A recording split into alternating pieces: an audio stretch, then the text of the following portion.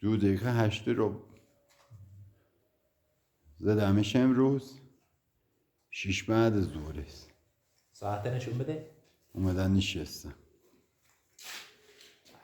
پیسته اون 2 تا سرخ رو 8 ساعت اومدن نشستن. این پیسته با اون سوسکیه نه این 2 تا رو 10 ساعت رو کم اومدن نشستن.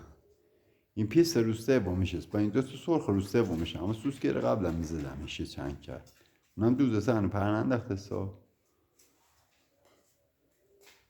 امروز هم 15/11/1403 ساعت 6 بعد ظهره. ساعت حسینی اصفهان. این 6 نشستن الانم 6 10 دقیقه است. 6 10 دقیقه بعد ظهره.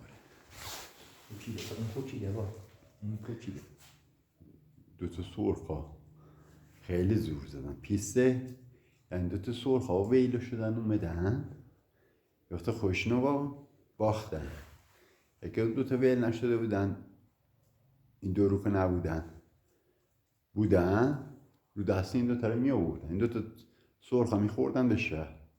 اخه 2 تا سرخا خاله اینا میشن، خاله پیسته با سوسکیه میشن.